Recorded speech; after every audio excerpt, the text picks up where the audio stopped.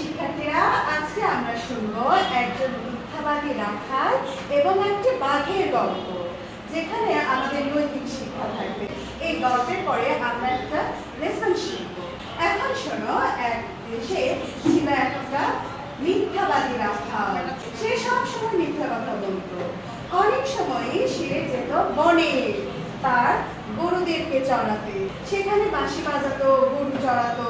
তার মিথ্যা বলা একটা অভ্যাস হয়ে গিয়েছিল।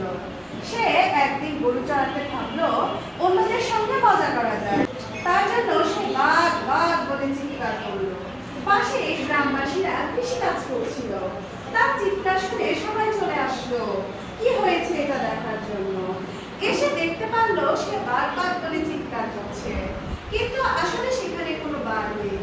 সে তাদের দিকে হাসলো আর বলল সে আসলে মজা করছিল তাদের সঙ্গে। এটা শুনে গ্রামবাসী খুবই বিরক্ত হয়ে গেল তার উপর। তারা হতাশ হয়ে চলে গেল।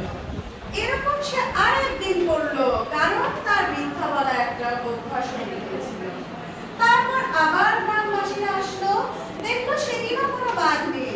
এদিনও রাখাল তাদের সঙ্গে মিথ্যা কথা বলেছে।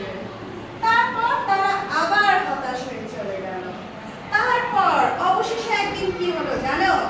সত্যি বাঘ আসলো, আর বাঘ এসে এই মিথ্যাবাদী রাখালকে আক্রমণ করলো, তার গরুগুলোকে আক্রমণ করলো।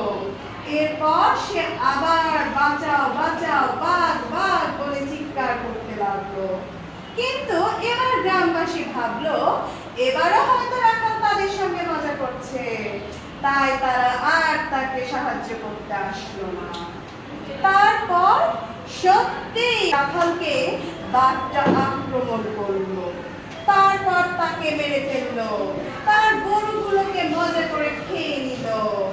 তারপর সবাই এসে দেখলো এবার সত্যি বাঘ এসেছিল যে রাখালকে আক্রমণ করেছে। ঠিক আছে, বুঝতে পেরেছো বন্ধুরা? আর কখনো আমরা মিথ্যা কথা বলবো না। এরকম যদি আমরা মিথ্যা বলে মজা করি, তাহলে যখন আমরা সত্যি বিপদে পড়বো তখন আমাদেরকে কেউ সাহায্য করতে আসবে না, তাই না?